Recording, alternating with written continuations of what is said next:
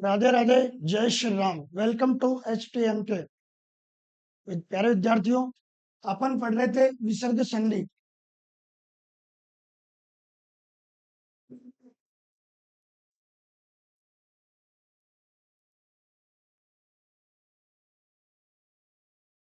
विसर्ग संधि में चलते हैं अगले रूल की ओर।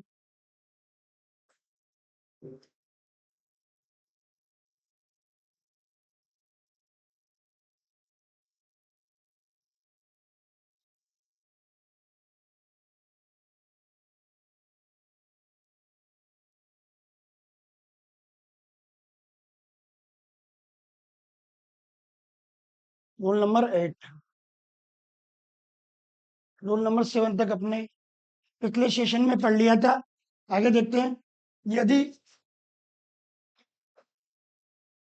विसर्ग से पहले यदि विसर्ग से पहले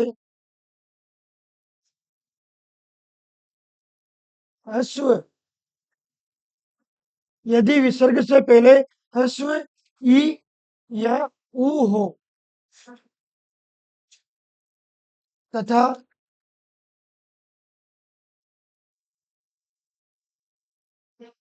विसर्ग के बाद विसर्ग के बाद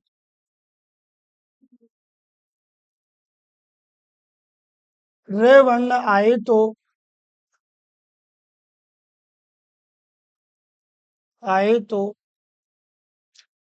विसर्ग का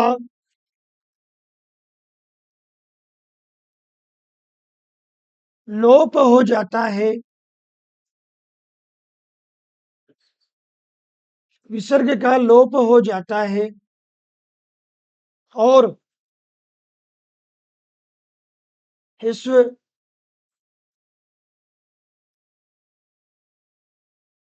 ई या ऊ के स्थान पर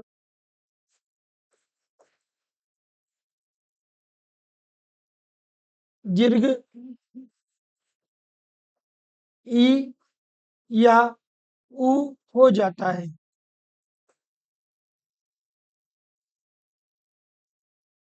देखो अगला रूल क्या कहता है अपना। विसर्ग संधि में यदि विसर्ग से पहले ह्रस्व अर्थात तो छोटे ई और छोटा हुआ है और विसर्ग के बाद क्या है रे वर्ण आए तो क्या करेंगे, विसर्ग को लोप कर देंगे। विसर्ग को तो क्या करेंगे, हटा देंगे। और जो ई और ऊ, छोटा ई और छोटा ऊ है उसके स्थान पर बड़ा ई और बड़ा ऊ कर देंगे। देखो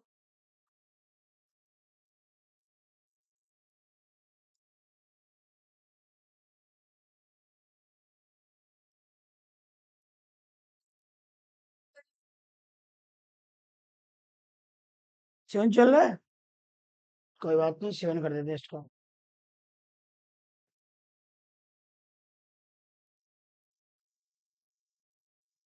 देखो इसको क्या कह रहा है ये।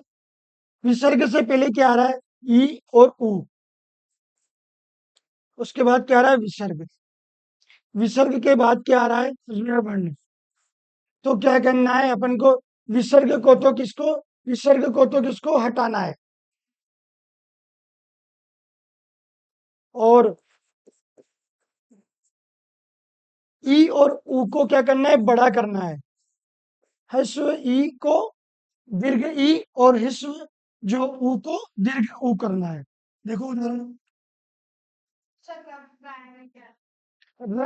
ये पूरा आएगा इसमें, है ना। नी प्लस रौ, नी प्लस रोग,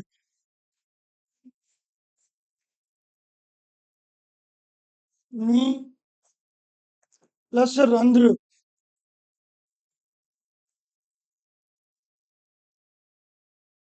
डू प्लस राज। देखो आप आगे क्या रहे, विसर्ग से पहले न में क्या है, छोटा ही है। अलग अलग करेंगे ना इनको, देख लो आप। ये नी प्लस रौ, विसर्ग से पहले न में क्या छोटा ही है, ये न में छोटा ही। इसके बाद विसर्ग आ रहा है और विसर्ग के बाद ये र वर्ण आ रहा है। नियम भी ये कहता है विसर्ग से पहले क्या हो, ई या ऊ, छोटा ई या छोटा ऊ हो और विसर्ग के बाद रेवण आए, तो क्या करना है, विसर्ग को तो हटाना है, और जो ई है या ऊ जो भी अपने आएगा वाक्य में उसको आपको बड़ा कर देना है। ठीक है, मिलाओ इनको, न के छोटा ही था ना तो बड़ा ही कर देंगे, नी र व, नीरव, इस तरह से बन जाएगा। दूसरा देखो आप,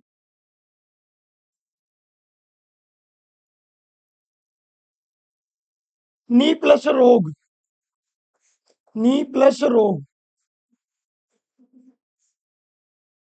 आगे क्या आ रहा है, नी में भाई छोटा ही आ रहा है, ये न में छोटा ही, ये विसर्ग, ये रेवण।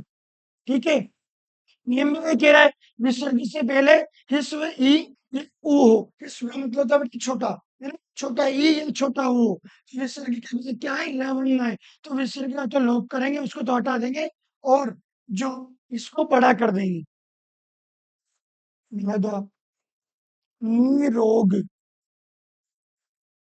इस तरह से। आपने कई बार देखा होगा, निरोग को इस तरह से लिखा हुआ देख लिया होगा आप, देख लेना आप, कई जगह लिखा रहता है ना, गलत है, अशुद्ध है ये, एग्जाम में आ चुका है, और अशुद्ध है ये, इसको ध्यान रखना आपको, निरोग में बड़ाई की मात्रा ही आएगी, तो यहाँ से अपन शुद्ध अशुद्ध भी कंप्लीट कर रहे हैं। निरोग शुद्ध कौन सा होता है, ये वाला, एग्जाम में पूछा जा चुका है, और 90% लोग जो गलत लिखते हैं छोटाई की मात्रा लगाते हैं इसमें, किसके द्वारा हुआ, विसर्ग संधि के नियम के द्वारा हो रहा है ये। बात कंप्लीट समझ में आई यहाँ तक, आगे देखो, नी प्लस रंध्र,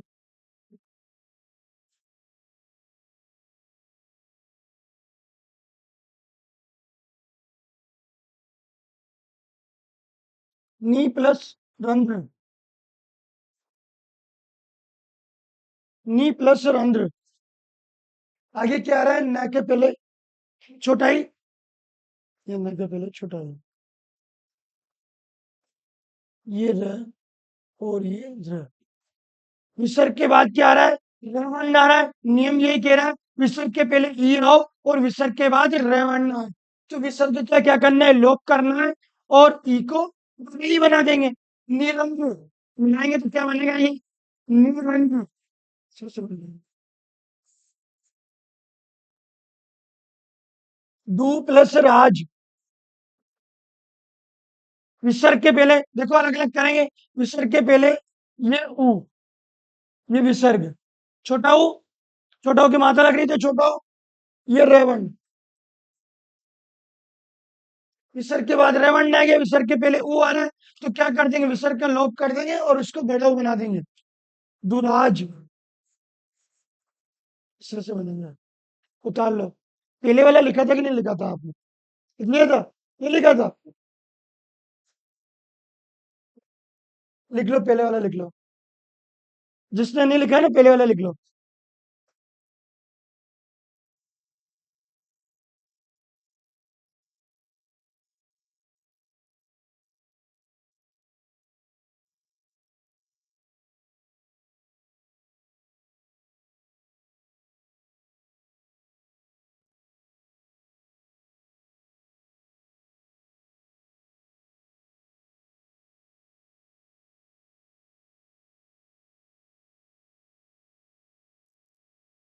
नीचे लिख लिया सबने, ये उतार लो,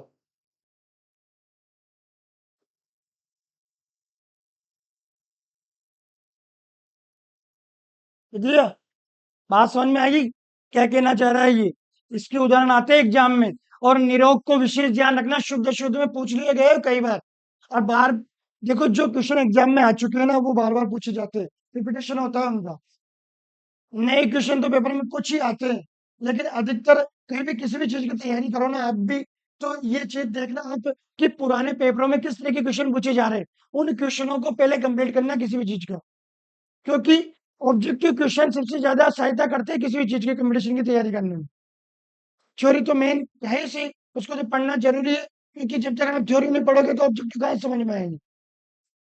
सही है ना? थ्योरी पढ़ोगे तो ऑब्जेक्टिव समझ में आएंगे आपको। आगे चलते हैं इसमें।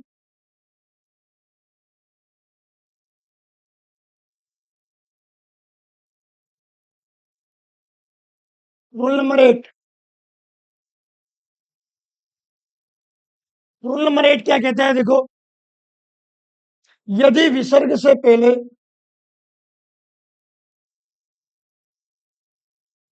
यदि विसर्ग से पहले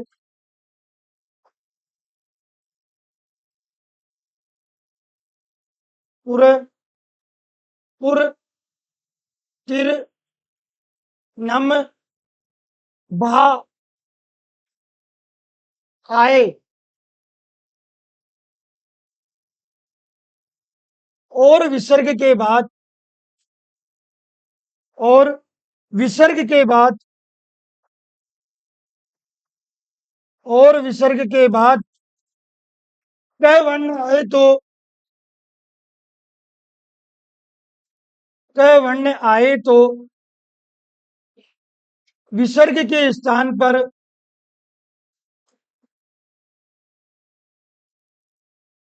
विसर्ग के स्थान पर से कर देते हैं।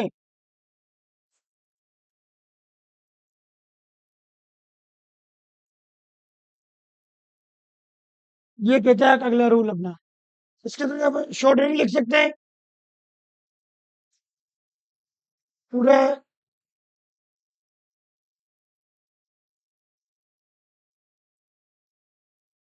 पूरा विरह नमः भा प्लस क। ठीक है, तो विसर्ग के स्थान पर क्या करना है अपन को? स बनाना है।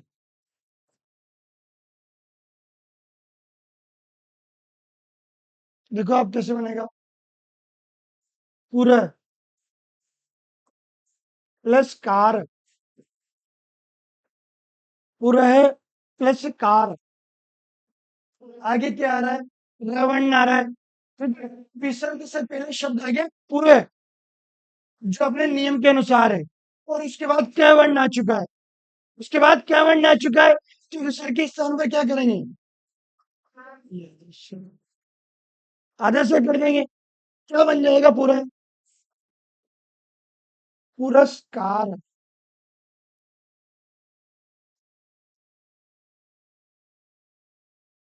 पुरस्कार इस तरह से बनेगा।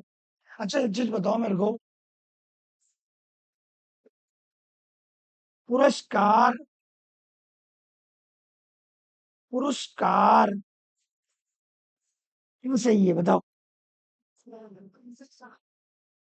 ये सही है या ये सही है? लेकिन मैं इसमें लिखते क्या हो, ये लिखते क्या लिखते हो? लिखते हो सभी को लिखते हो? मैं ये पूछ रहा हूँ मैं, क्या हो? परसेंट लोग ये नीचे वाले लिखते हैं। लेकिन शुद्ध क्या है ये? में कभी भी शुद्ध शुद्ध में पूछ लिया जाए तो ये वाला राइट है, क्योंकि ये संधि के द्वारा बना हुआ है। ये संधि से निर्मित शब्द है। ये शुद्ध, ये तो अपन लोगों ने अपनी सुविधा के अनुसार जैसे बोला ना वैसे लिख दिया, लेकिन अशुद्ध है।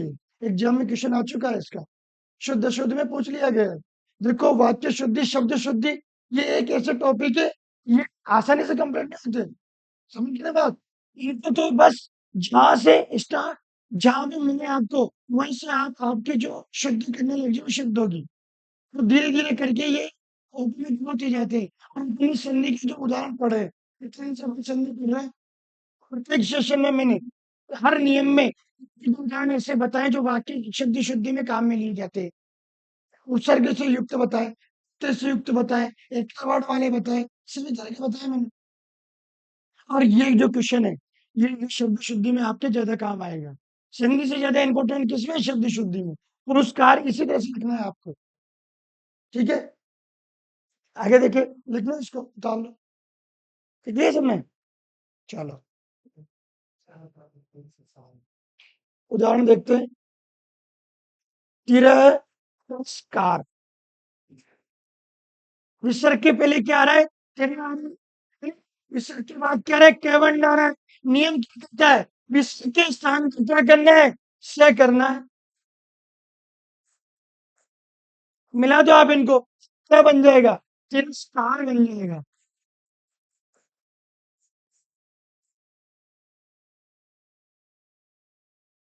और देखो, बा प्लस कर, बा प्लस कर, ठीक है। विसर्ग के पहले क्या आ रहा है? भा आ रहा है ना? और विसर्ग के बाद क्या आ रहा है? कैवंड आ रहा है। क्या कर देंगे विसर्ग के स्थान पर? ये से मिला दो आप इनको, क्या बन जाएगा? भास्कर। भास्कर का मतलब क्या होता है? बताओ। यही तो है। हिंदी को ऐसे मत पढ़ो कि मात्र पढ़ने के हिसाब से जियो हिंदी को। मैंने हिंदी को जिया, आगे ना सुन में। हिंदी को जिया है तब जाके वो हर जगह से फिर कंप्लीट होती है चीज। भास्कर क्या है? सूर्य रेवची भास्कर, दिनकर दिवाकर प्रभाकर भास्कर, सूर्य के प्रभाव पर रेवची है। तो यहाँ से अपने कंप्लीट होता है। इसका मतलब क्या होता है? सूर्य। टॉपिक कौन सा चल रहा है? संधि का। बात कहाँ पे आ चुकी है? पर्यायवाची पे। ये बात बता। इसी तरह से कंपटीशन की तैयारी इसी तरह से की जाती है। माइंड को चारों तरफ से खोलना पड़ता है, तब जाके अपन सफलता के नजदीक पहुंचते और सफलता प्राप्त करते हैं। अब जो लिमिटेड चीजें पढ़ ली और हो गया काम, ऐसे नहीं होता। एग्जाम कंपटीशन में ऐसे नहीं होता। ये आपकी स्कूली शिक्षा नहीं है जो आपने कोर्स की जो चीजें पढ़ ली काम हो गया। कंपटीशन में तो इसी वजह से होते हैं। बात समझ में आ गई? बहस कर किसका प्रयोग सूर्य का, ठीक है। उदाहरण देखो, नमः प्लस कार, नमः प्लस कार, आगे नमः आ रहा है, विसर्ग आ रहा है। विसर्ग के स्थान पर क्या कर देंगे? स। पीछे कैवन आ रहा है, सारी को मिलेगा, क्या बन जाएगा? नमस्कार।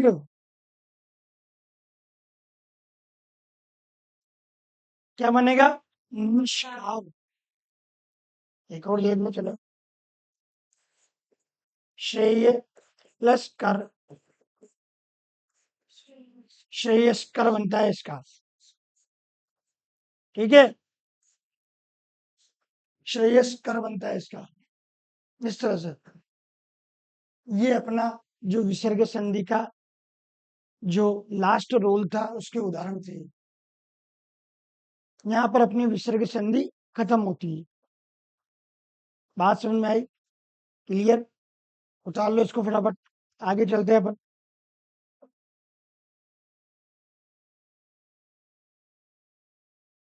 रूल लिखा है उसमें, मैंने शेष शब्द नहीं लिखाया है, लिख लेना उसमें।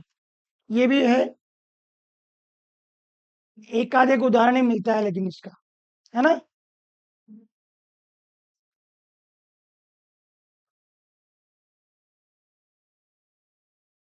लिख लिया? चलो आगे चलते हैं। ये अपने जो संधि की जो सारी जो नियम हो चुके हैं, विसर्ग संधि हो चुका है ना? स्वर अपन ने शुरू में स्वर संधि पढ़ा है, फिर व्यंजन पढ़ी और विसर्ग पढ़ी। स्वर संधि के भेद होते हैं, भेदों को अपन ने अलग अलग पढ़ाएंगे। और व्यंजन संधि में और विसर्ग संधि में नियम चलते हैं, नियमों को अपन ने देखा।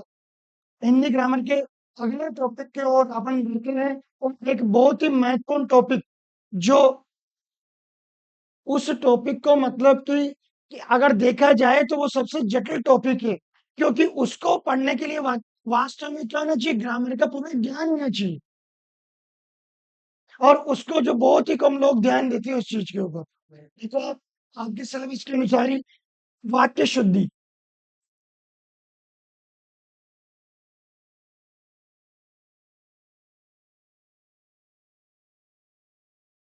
वाक्य शुद्धि को पढ़ते हैं अपन, है ना? इसमें देखते हैं अपन कि वाक्य शुद्धि में जो शुरुआत डालते हैं अपन फर्स्ट में वाक्यगत अशुद्धियों को।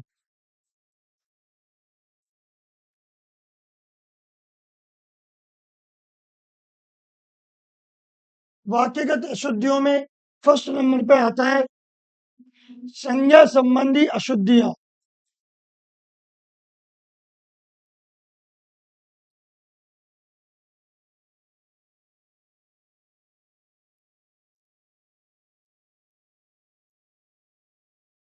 संज्ञा संबंधी अशुद्धियां।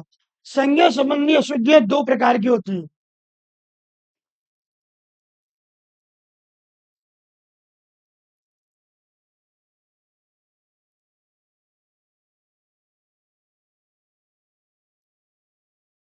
अनावश्यक संज्ञा प्रयोग, अनावश्यक संज्ञा प्रयोग,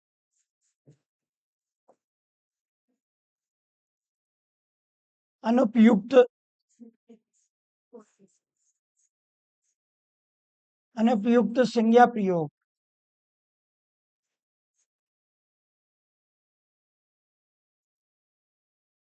फर्स्ट नियम है इसमें व्यक्तिगत अशुद्धियों में अपने संज्ञा संबंधी अशुद्धियां। ये दो प्रकार की होती है, अनावश्यक संज्ञा प्रयोग और अनुपयुक्त संज्ञा प्रयोग। लो इसको।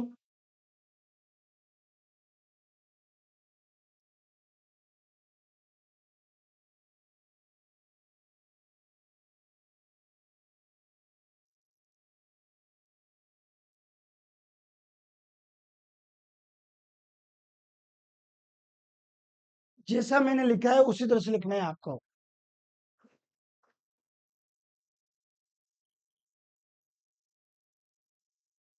ये एक मेजर टॉपिक है, हो सकता है आप फर्स्ट बार इसको पढ़ रहे हो।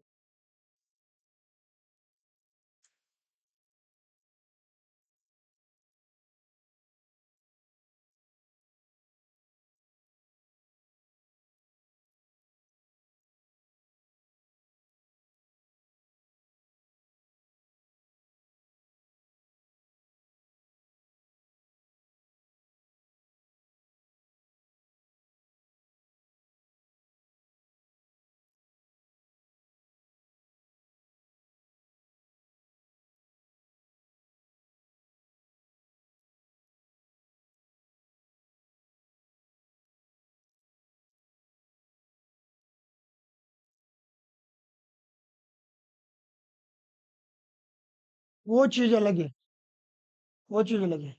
प्रयुक्त का मतलब होता है बेटा किसी भी चीज में आना, प्रयुक्त होना, शामिल होना।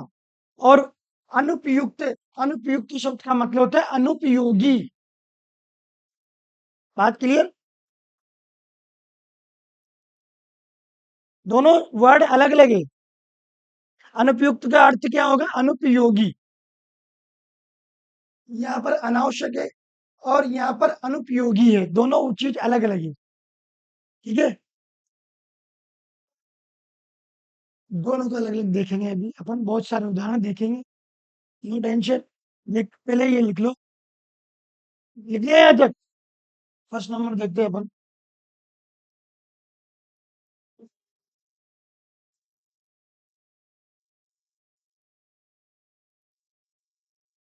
अनावश्यक संज्ञा प्रयोग।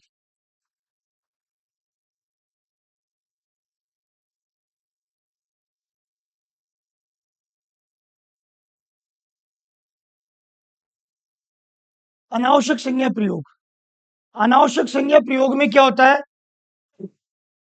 एक ही अर्थ वाले दो वर्ड आते हैं वाक्य के अंतर्गत। एक वर्ड को, एक शब्द को आपको हटाना है और एक को लिखा रहने देना है। वाक्य कैसा हो जाएगा? शुद्ध हो जाएगा। ये है उसमें। ठीक है, जैसे आया आपके परस्पर, एक दूसरे,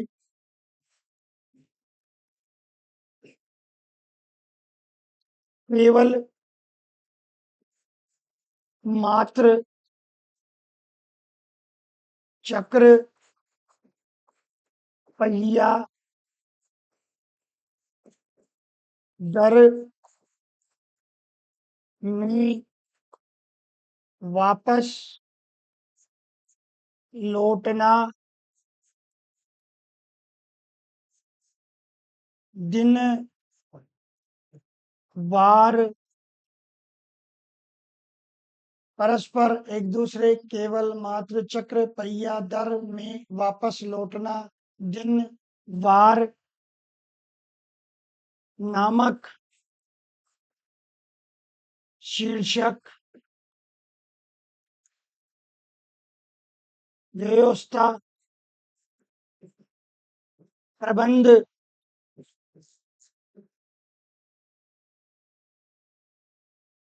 व्यवस्था प्रबंध नामक शीर्षक इस तरह के जो शब्द आएंगे वाक्य के अंतर्गत, इनमें क्या करना है, वाक्य में दोनों शब्द प्रयुक्त होने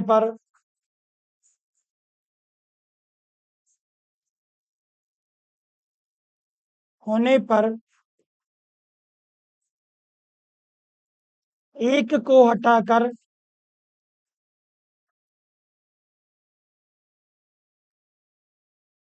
वाक्य शुद्धि करनी है।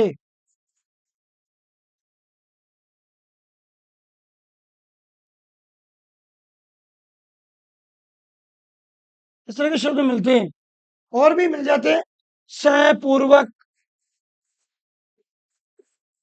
सहित, इस तरह से सेम, है ना, शायद, जरूर। और देखो आप,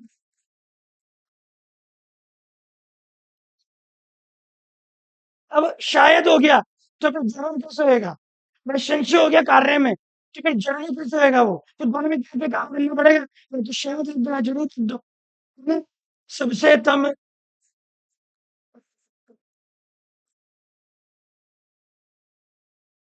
तो सबसे लिख दो या तम लिख दो।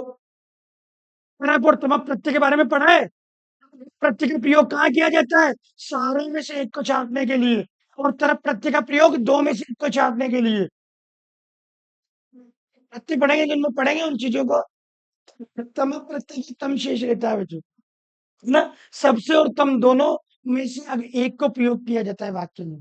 ठीक है, उतार लो इनको इसी प्रकार से, इनको क्रम से लंबे के लंबे लिखना, इनके बाद ये, फिर ये, फिर ये, फिर नीचे नीचे लाइनें, इस तरह से लिखना आप।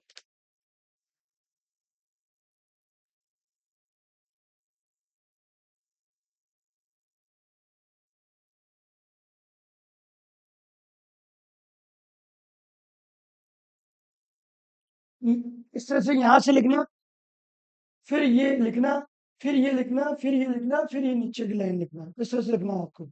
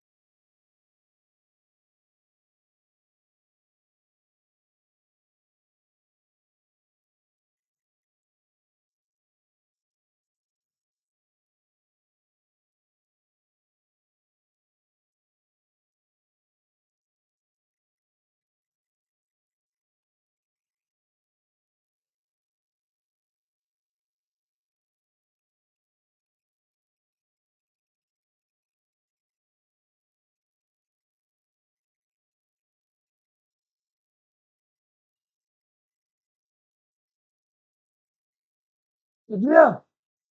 चलो, इसी को देखते हैं अपन आगे।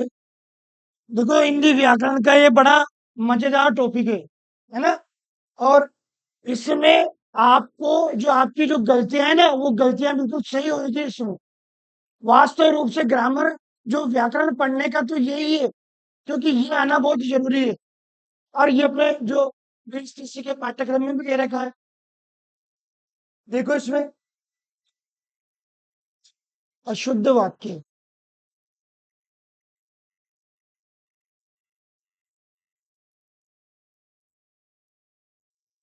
शुद्ध है।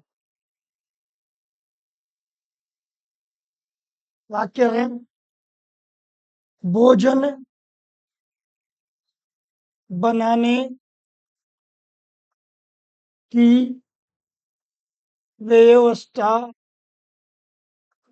का प्रबंध करें।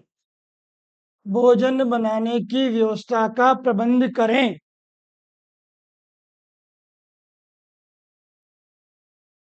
दूसरे नंबर पे लो आप।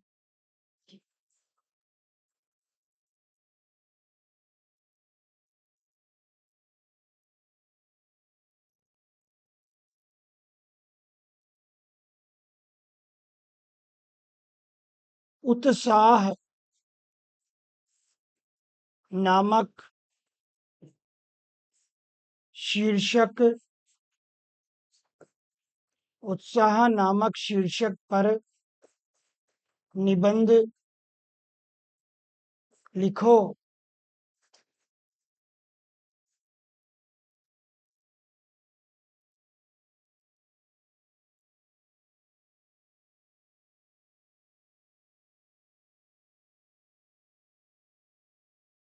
तीसरा वाक्य लिखते हैं अपन।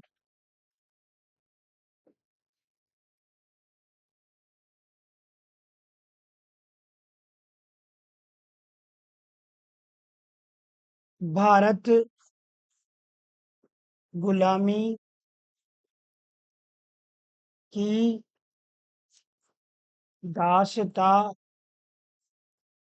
से मुक्त हुआ।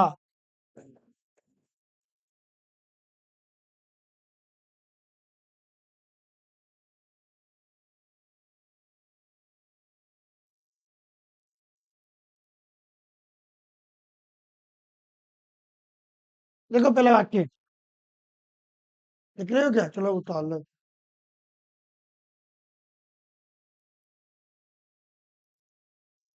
इनको शुद्ध बनाओ।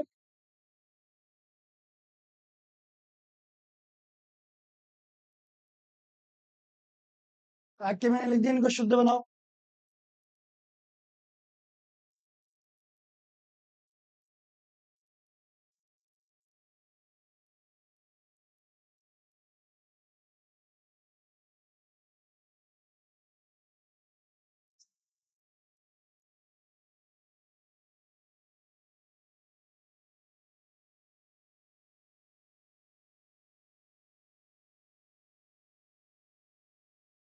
डाल लिया?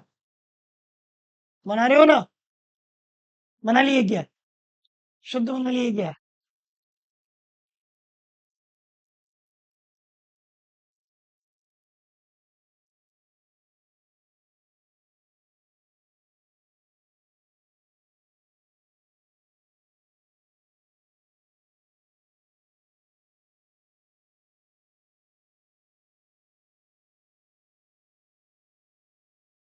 ऑनलाइन देखने वाले विद्यार्थी भी इनको शुद्ध बनाए, प्रयास करें इनको शुद्ध बनाने का।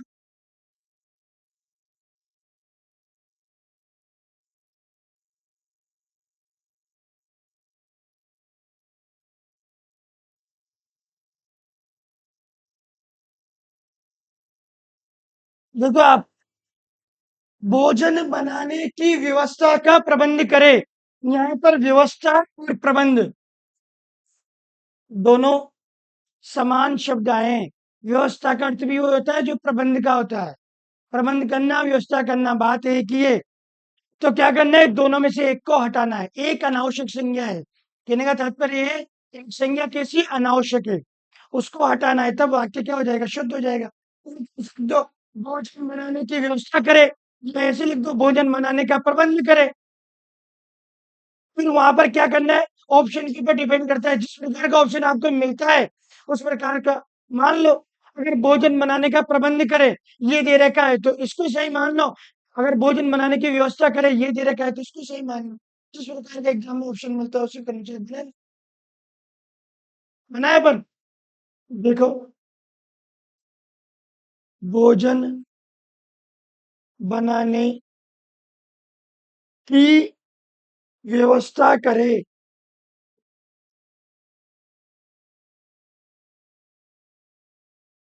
इस तरह समझ जाएगा। दूसरा वाक्य, उत्साह नामक शीर्षक पर निबंध लिखो। बताओ शुद्ध इसको।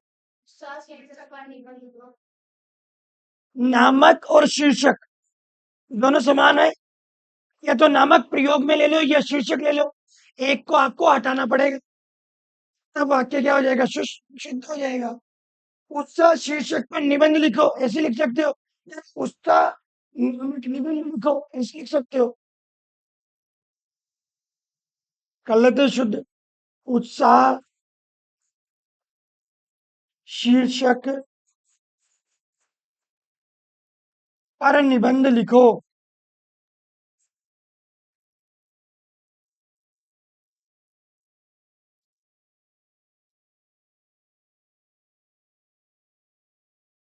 पहला वाक्य लिखो, भारत गुलामी की दास्ता से मुक्त हुआ। यही बनेगा। या तो ऐसे लिख दो, भारत गुलामी से मुक्त हुआ, है ना, या भारत दास्ता से मुक्त हुआ। तो ये गुलामी और दास्ता क्या है? दोनों समान है। समान है ना दोनों। तो एक को, एक संज्ञा पद को अपन सिखाना है, ये गुलामी और ये दास्ता। एक को हटा दो, भारत गुलामी से मुक्त हुआ।